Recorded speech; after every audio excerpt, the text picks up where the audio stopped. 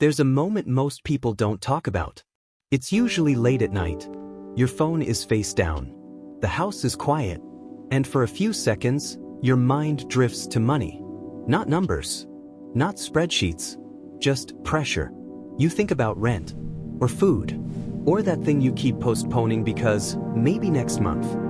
And what's strange is this. You're working. You're trying. You're not careless. Yet money still feels confusing. Heavy. Slippery.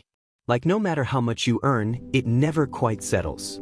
And at some point you start to wonder, is everyone else secretly better at this than me? Or is there something about money that most of us were never actually taught to understand? Because what if the problem isn't that you're bad with money? What if it's that you were taught the wrong idea of what money even is? Most people think money is simple. They think it's paper, or numbers in an app, or something you either have or don't have. And if you don't have enough of it, the conclusion feels obvious. You must not be working hard enough. You must be bad at managing it. You must be behind. But that story quietly breaks a lot of people. Because effort doesn't always translate to financial peace. And intelligence doesn't guarantee stability. And working harder often just means being more tired, not more secure. The truth is, most of us weren't taught what money actually is. We were taught how to earn it. We were taught how to spend it. Sometimes we were taught how to save a little. But almost nobody sat us down and said, here's what money represents. Here's how it moves. Here's why it messes with your emotions. And here's why it makes good people feel anxious for reasons they can't explain. So we grow up thinking money is the goal, when in reality, money is just a language. And most people are fluent in the words, but completely lost on the meaning. Let's slow this down. Because once you truly understand what money is, a lot of the shame and confusion around it starts to loosen. Money is not paper. It's not coins. It's not the numbers on your screen. Those are just symbols. Money, at its core, is a social agreement. It's a shared belief that says, if I give you something of value, you'll accept this symbol in return, because you trust that someone else will also accept it from you later. That's it.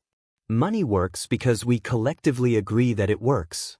That agreement is what allows a farmer to trade food for currency, a worker to trade time for a paycheck, and a stranger to accept that paycheck in exchange for rent. So when people say, money isn't real, they're half right. It's not physical value. It's stored trust. And here's where things get interesting.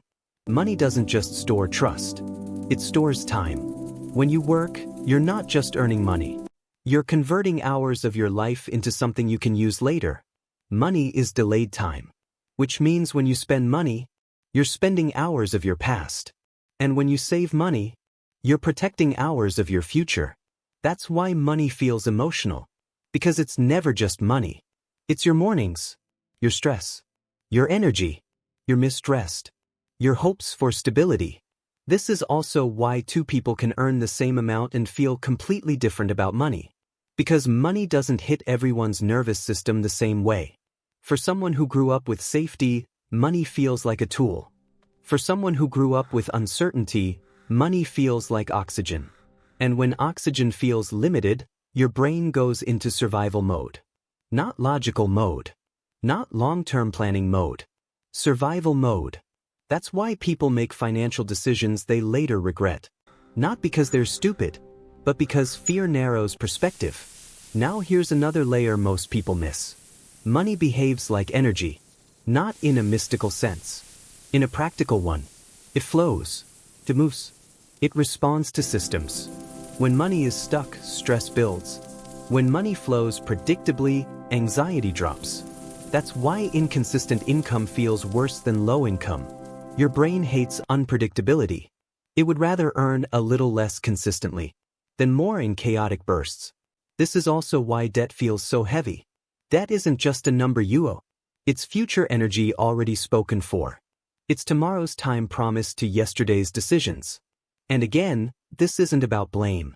It's about understanding the mechanism. Because once you see money as time and energy, a lot of behaviors suddenly make sense. People overspend not because they love stuff, but because spending gives a short-term sense of control.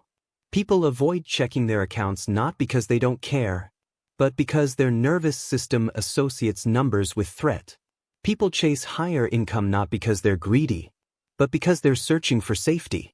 Money becomes emotional when it's tied to identity. And modern life ties money to almost everything.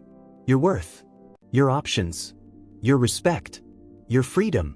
That's a lot of pressure for a symbol. Now here's the part that quietly breaks people. We live in a system where money is created through rules most people never see. Money doesn't just come from work. It comes from systems of credit, leverage, policy, and incentives, which means some people are paid primarily for their time, and others are paid for controlling systems that move money. Neither is inherently evil or virtuous, but they are very different games. And most people are only taught one game, the work hard, earn, spend, repeat game. No one explains that money also responds to structure. That money grows faster when it's positioned well, not just worked for harder. So people internalize failure that isn't personal. They think, I must be behind. I must have messed up. I should be further by now. Without realizing they're playing a time-based game, in a system that increasingly rewards ownership, leverage, and scale. That disconnect creates quiet frustration, and frustration turns into anxiety. Here's the shift that changes everything. Money is not the point. Money is the tool. The point is what money allows you to protect. Your time, your attention, your ability to say no, your margin for mistakes. When you stop seeing money as proof of success and start seeing it as a buffer against chaos, your decisions change. You stop asking, how do I make more money as fast as possible? And start asking, how do I make my life feel less fragile? That's a completely different question. It moves you away from ego-driven choices and toward stability-driven ones. It makes you value predictability over impressiveness. It makes you realize that peace is often cheaper than it looks, and stress is often more expensive than it seems. You begin to understand that money doesn't buy happiness, but it absolutely buys options. And lack of options is what people really fear. Not being broke, but being trapped. So the goal shifts. Not wealth for the sake of numbers, but enough structure so that money stops dominating your thoughts. Enough margin so that one problem doesn't become 10. Or even worse, the end. Enough clarity so that you're not constantly reacting. So how do you apply this without turning money into another source of pressure? You start small. And you start honestly. You look at money not as a scorecard, but as feedback. If money keeps slipping through your hands, that's not a moral failure. It's information. It tells you something about flow, structure, or emotional triggers. If saving feels impossible, it might not be because you're undisciplined. It might be because your income is unpredictable, or your obligations are too tight, or your nervous system never feels safe enough to think long-term. Instead of forcing extreme budgets, you focus on reducing volatility. Instead of chasing big wins, you build boring stability. You create small buffers, not to get rich, but to breathe. You separate your self-worth from your bank balance. You remind yourself that struggling in a complex system does not mean you are broken. And slowly, money becomes quieter, not because there's suddenly a lot of it, but because you understand it. And understanding reduces fear. Here's what I want to leave you with. Money isn't a test you're failing. It's a system you're learning to navigate.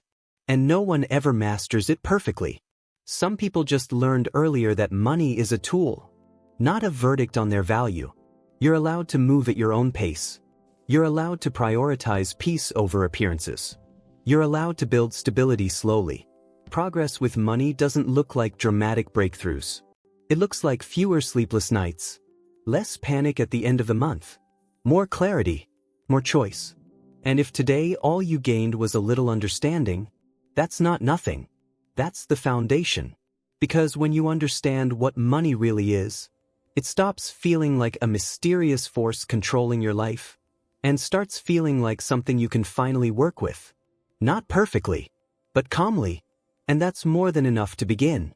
If any part of this video felt uncomfortably familiar, that wasn't an accident. it usually means you're paying attention. And if you want to keep having these kinds of conversations, not about getting rich fast, but about understanding money in a way that actually reduces stress, then you can subscribe. Not because you have to, but because we're going to keep slowing this whole thing down and making sense of it together. If you think someone you care about has been carrying quiet money anxiety, maybe share this with them. Not as advice, just as understanding. And before you go, I'm curious, what's one belief about money you're starting to question right now? You don't have to write a long story. Even a sentence is enough. I'll read those. Thanks for spending this time with me. Take care of yourself, and I'll see you in the next one.